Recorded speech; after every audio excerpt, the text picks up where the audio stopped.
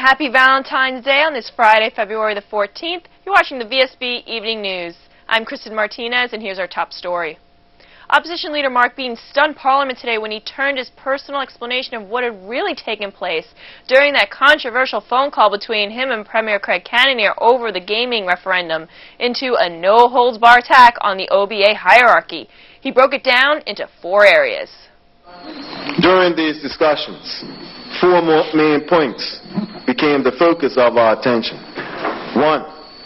The Premier's various business holdings were in severe financial difficulty, and despite his ties to the business community, he had been unable to secure financial relief. 2. The Premier's high level of distrust with the members of his team, and in particular, his One Bermuda Alliance colleagues who were drawn from the ranks of the United Bermuda Party. 3. I, Mr. Speaker, proposed the formation of a coalition government, of which one sitting OBA MP had indicated a desire to join, with others showing interest. This proposal of a coalition between disaffected OBA MPs and the PLP was made in an effort to allow our Premier to break free of the forces that were, in his mind, restricting and preventing him from making real progress for Bermudians. This offer was declined. And 4, number 4, in rejecting our offer of a coalition government, the Premier revealed that there is a developer who is willing to pay him and his 2 cabinet colleagues, that's the learned Minister of Tourism and the learned Attorney General, up front for a casino license. And from that point, he will be free from, and I quote, he will be free, in his words, these rich, white UBP boys. I don't think I have to repeat it. I'm not. Yeah, just you make the comment that there should be no comment for anyone. Anyone.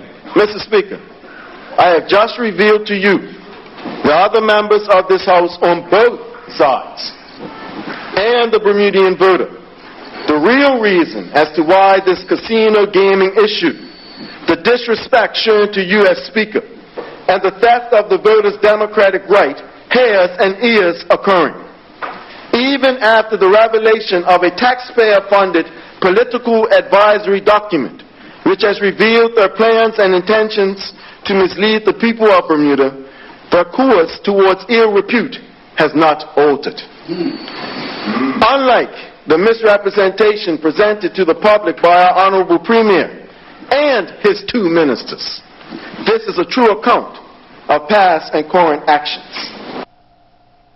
Webb went to Parliament for reactions and found that although today is Valentine's Day, Premier Craig Cannonier and opposition leader Mark Bean were feeling anything but love. The opposition leader says his heterocordial relationship with the Premier is over. The Premier says Mr. Bean's demeanor is indicative of the stress he must be under. I am a man of honor, as you will know, and it's something that I practice 100% of the time, especially when it comes to human relationships. The Honorable Premier has shown to me that he is not an honest broker. He's willing to say whatever he needs to say to get his way. And as a result, I will treat him just like I treat anybody else. If I feel that you're dishonest, then there's no chance of having a sustainable relationship. So don't expect no collaboration going forward until such a time when we have a change of government in this country. Will there be an opportunity for him to rectify the current situation? No, not at all. Because, see, it's things that have occurred in Parliament, right, over this year, where you had OBA members who went through personal difficulties, and in the past you had PLP and OBA members go through personal difficulties. I'm the type of person that, regardless of who it is, I will not use that to politicize and attack that person. Okay, so I have been honorable the entire time. He mentioned, while I was giving my personal explanation, you wait till your tape gets released. I wish he will release it. And then I could reveal to the people just how diabolical one Bermuda Alliance government is. I hope he does. I think that's typical of the opposition leader. You know, he must be under a lot of stress right now within his party. I find it remarkable, the bold-faced lies that would be said. Why would I need to collude with the opposition leader? Why would I need a coalition with the opposition leader? It makes absolutely no sense. He must be under a lot of pressure right now. What can the public deduce from this, I call it conflagration? Sure. I think, you know, if you listen to the House of Assembly and what's been going on in the House, you'll hear repeatedly that the OBA is going to be done in 14 months. Well, here we are at 14 months, and we see these wonderful revelations coming from the opposition leader. I just find it remarkable that the opposition leader would find himself in a position whereby he needs to be so desperate. It makes no sense to us. I have been completely transparent with our party and the meetings that were had. He talked about 2 different meetings. Those meetings had nothing to do with the referendum and us going back and saying that we're going to bring this to the House. So if they listen very closely, they'll see the disparity in what's being said. It's just utterly just bull-faced lies. I can't believe it, actually. There's been talk that there will be a vote of no confidence. Well, he can bring along a vote of no confidence. I'm very confident in who I am and what I say. You don't see me carrying on as we see the opposition carrying on. It costs $16 million a year to look after the 97 patients in the continuing care unit in the old King Edward Hospital, and the Bermuda Hospitals Board has been in constant negotiation with the Ministry of Health for funding. But whether or not the upcoming budget will cover all or some of the costs, the Bermuda Hospital Board knows that it has no choice but to continue the service while seeking a long-term care strategy. President and CEO Vanetta Simons spoke about the challenge to Vsb News' Brian Darby. It wasn't difficult. It was never a thought to us that we would put patients who were in need into the street. Even though it wasn't a legislated requirement for that financial contribution to keep coming in, it was still our commitment to take care of those individuals who are there. It's their home. We provide that residence. So the decision that the board took was, along, of course, with the senior management team, was that we would continue to provide the care and work with government, work with the community to come up with the best solution. That being to be in residential care, if that is more appropriate, and if skilled nursing is appropriate, then we'll work to develop a skilled nursing department. But in the meantime, we'll take care of the individuals who we already have. Yeah. It's not an inexpensive part of your lives. In fact, nothing in the hospital world seems to be inexpensive. Can you continue to maintain the balance? We're going to work. We'll do everything possible to work to maintain that balance. This past year has had us focused on financial sustainability, because the health and what we can give to the country from the hospital is dependent on our ability to afford it. So we are working on strategies to take additional costs out of the organization. We're also working with the ministry and our colleagues in the community to say, well, if care can be provided in a better way in the community, then let's work together to move that care to the community. So we can use an example of emergency, where there are individuals who come into our emergency who perhaps would be better served going to their private practitioners, to their GPs. Then we want to work with the GPs and work with the country to make sure that can happen. And still ahead is Rachel with the weather preview. Thanks, Kristen. Fair weather through Saturday morning, and then windy and showery again.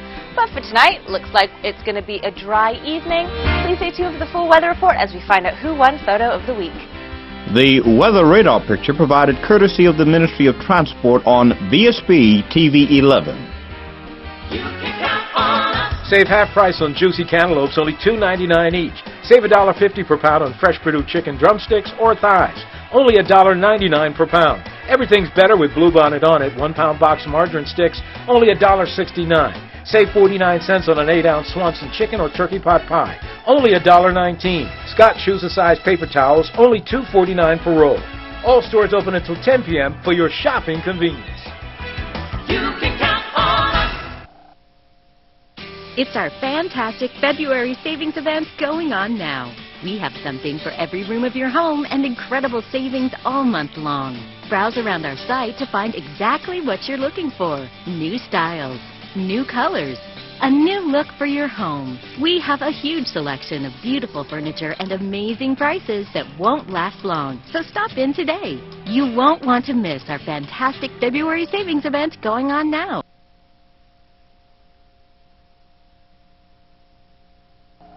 Tee up for golf. Join Port Royal Golf Club before February 28th and get 1 month free. Membership includes access to partner courses, discounts in the golf shop, PGA Grand Slam passes, use of Cambridge Beach's facilities, and more. With 25 member tournaments and the new Bella Vista Bar and Grill, we've also upped our social game. Join Port Royal and enjoy a private club experience at Bermuda's premier public course. Visit portroyalgolf.bm. Bermuda is an easy way to find great discounts while discovering fun activities to do in Bermuda. Discover the best spas, restaurants, activities, services, and shops at 50% off. Sign up to Bermuda and start saving today.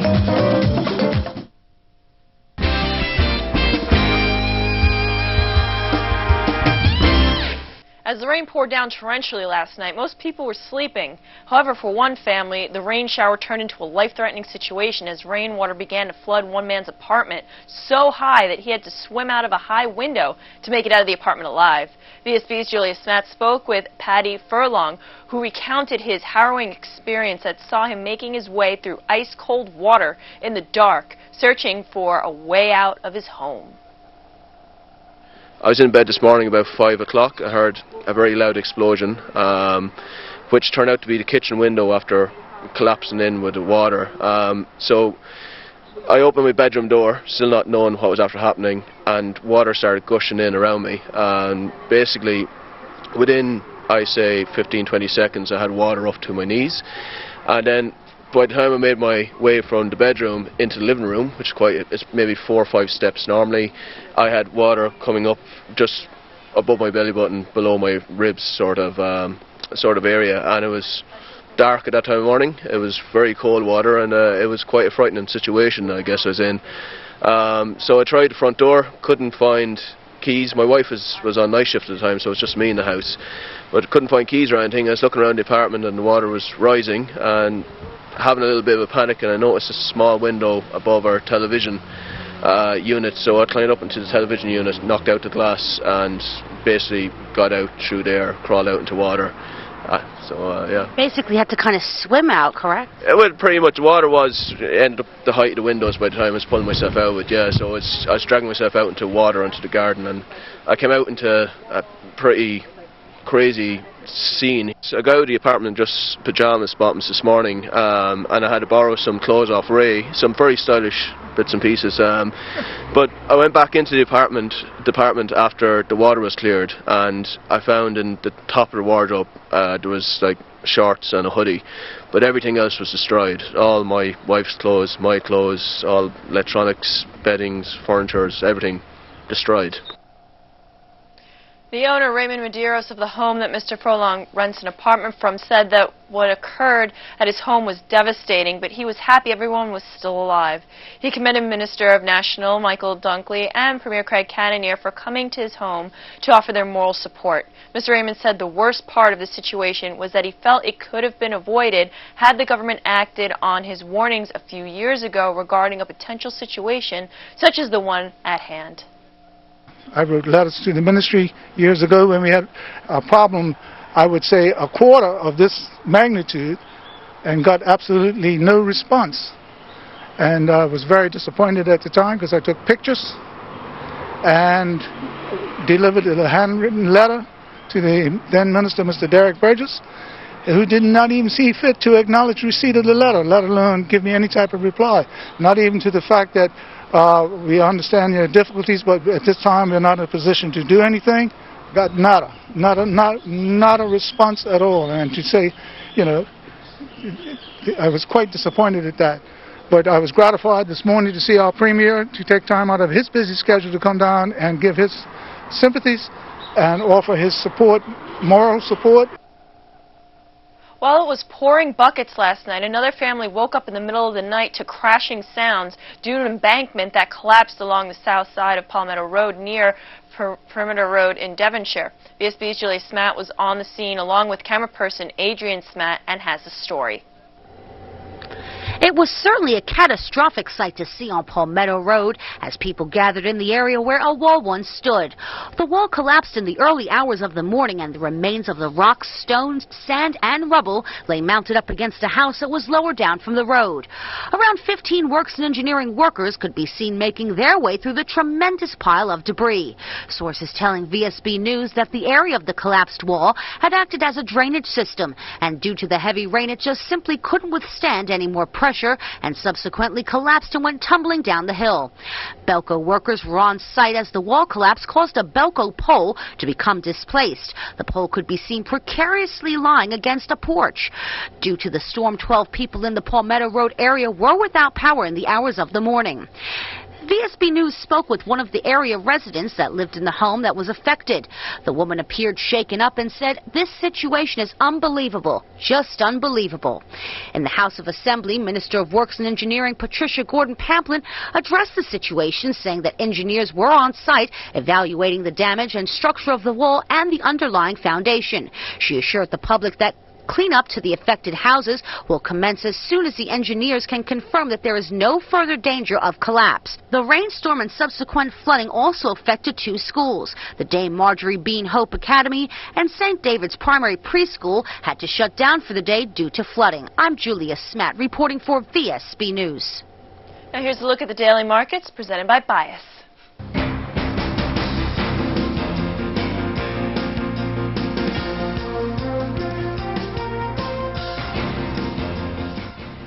Markets presented by Bias. Global equity markets pushed higher on Friday, and the euro rose to an almost 3-week high against the dollar on signs of a gradual improvement in eurozone growth.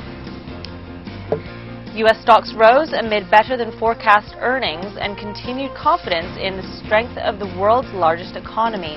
The S&P 500 rose 0.48% to 1,839. 9,024 shares of Bank of NT Butterfield traded today on the Bermuda Stock Exchange. The stock price rose 3.03% to $1.70. The European markets ended Friday's session in positive territory as investor sentiment received a boost from better than expected European GDP results.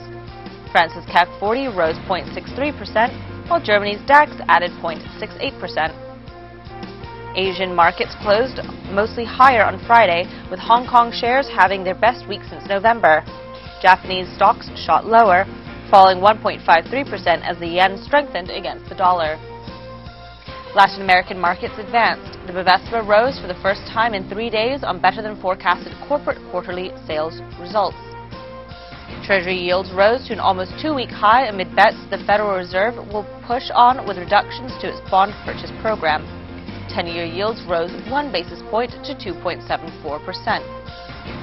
The dollar declined to its weakest level in almost a month, after factory production in the U.S. unexpectedly declined in January. The pound sterling reached an almost 3-year high versus the greenback on better than forecast construction output. That was a look at the daily markets presented by Bias. There's more news after the break.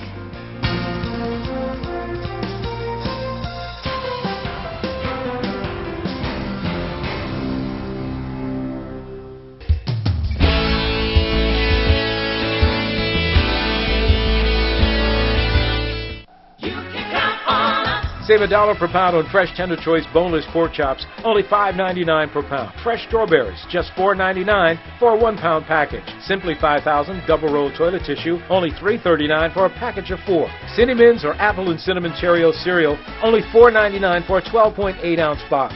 Save $1.26 on a 6-pack of regular or Diet Pepsi soda, only $4.99. All stores open until 10 p.m. for your shopping convenience. You can count on us. Did you make a resolution to save in 2014? One thing you can kiss goodbye is your internet bill. That's right, kiss your internet bill goodbye and say hello to free home internet for 1 year when you sign up for Digicel postpaid mobile service. You'll get free 6 meg home internet service, a $600 value, or $50 per month towards a faster internet plan for 12 months. Offer ends March 1st, so hurry in. Terms apply. See DigicelBermuda.com for details. Be extraordinary. Digicel. The planned satellite network designed to carry Bermuda into one of the most lucrative areas of the space industry has taken a giant step forward with the news that a 15-year agreement has been signed for the EchoStar 6 satellite, now poised 24,000 miles above the equator. Minister of Telecommunications Dr. Grant Gibbons gave Parliament the good news today. Just before the deadline elapsed on April 15th, we managed to get the satellite called EchoStar 6 into the orbital slot that Bermuda had allocated to it. So we met the deadline. There was a further waiting period of 90 days in which the satellite had to stay within the slot within certain parameters, and we met that as well. So the satellite has now officially been brought into use. We are helped by Ofcom, which is the UK regulator, and of course the ITU were the ones that certified the slot being brought into use. We're currently working on some commercial arrangements. We've signed what is known as an orbital resource agreement with SES Bermuda. It's an entity which is associated with some very large satellite providers, both EchoStar and also SES Limited. We're hoping that this will eventually translate into revenue for the Bermuda government. The details of that are sort of under wraps, but suffice it to say it is a commercial agreement which is in the normal bounds within which these things are agreed. The satellite's in a great position. We're hoping at some point the U.S. eliminates their moratorium on foreign satellites, but in the meantime we may be able to get some revenue from both Latin America, the Caribbean, and also the Atlantic and the aviation region around us because of the positioning of this particular satellite slot. As part of the Black History Month observance, Vsb TV 11 is showing relevant films on Tuesdays, Wednesdays, and Thursdays at 9 a.m. and 9 p.m. As a result, NBC network programming, including Olympic coverage, will be interrupted at these times. Bermuda's winter Olympian Tucker Murphy finished 84th in the 15-kilometer cross-country skiing event in Sochi, Russia this morning. The 32-year-old was clocked in at 49 minutes, 19.9 seconds. Moments after crossing the finish line, he fell to his knees. He finished 10 minutes, 52.2 seconds behind the winner, Dario Colonia of Switzerland. During the 2010 Olympics in Vancouver, Murphy placed 88th overall. Government Sports Conference is set for tomorrow at the Fairmont Hamilton Princess, where efforts will be made to ratify a national sports policy. The Director of Youth and Sport, Norbert Simons, speaks on what the hope is to achieve. But first, Sports Minister Wayne Scott told VSB Sports 2 matters of importance. Youth development and a plan.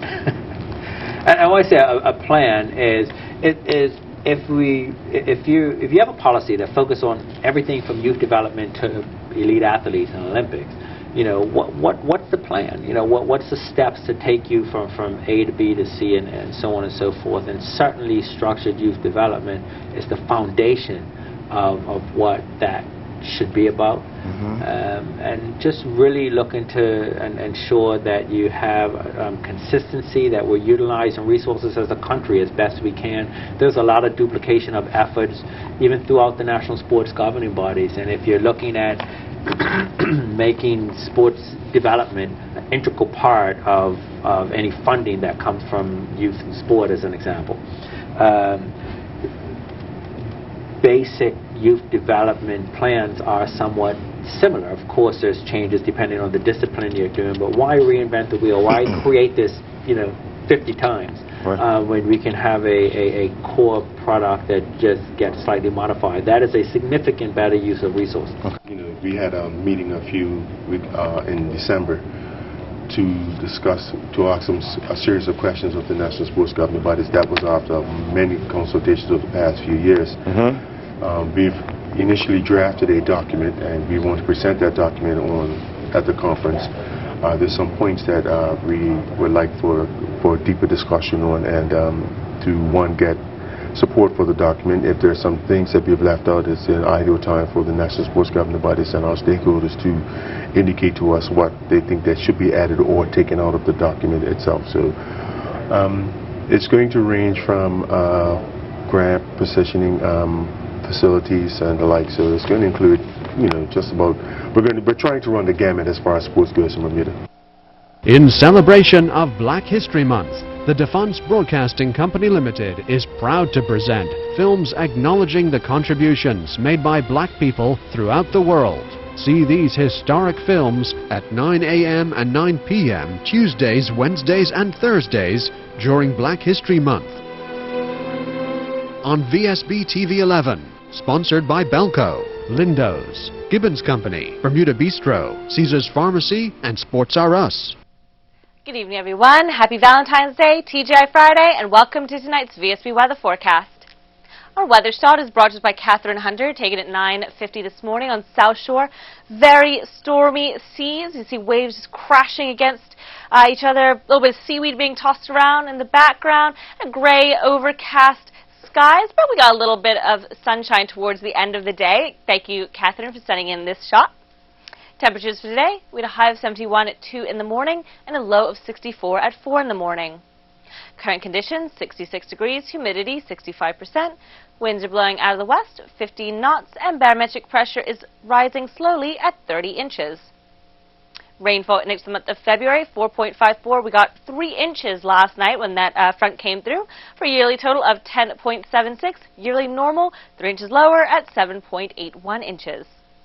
And looking at the satellite, weak high pressure will build to our southwest this evening, moving east and passing near to our south tonight.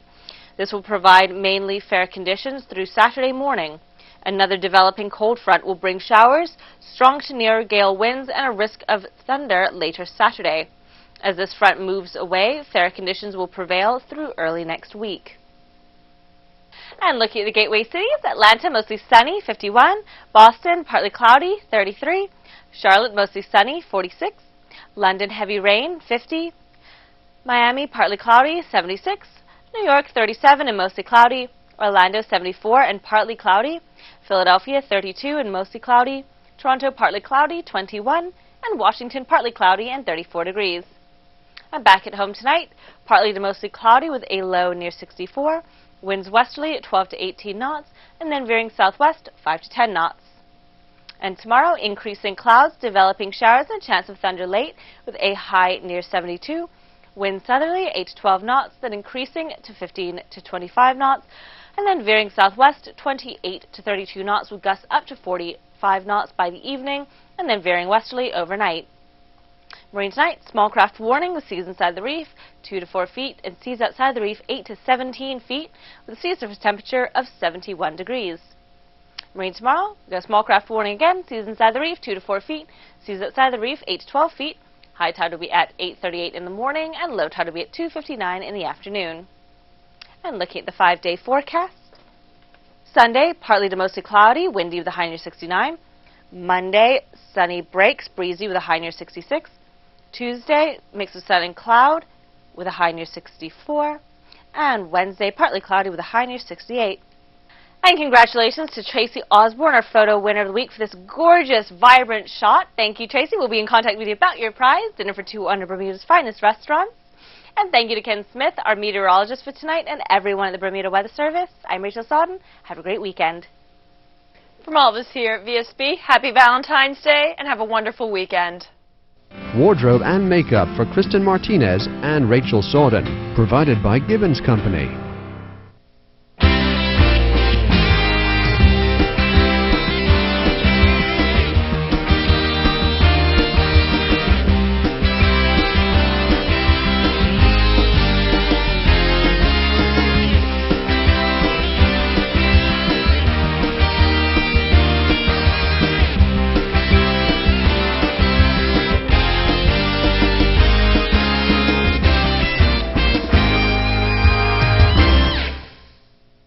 VSB TV 11, Bermuda.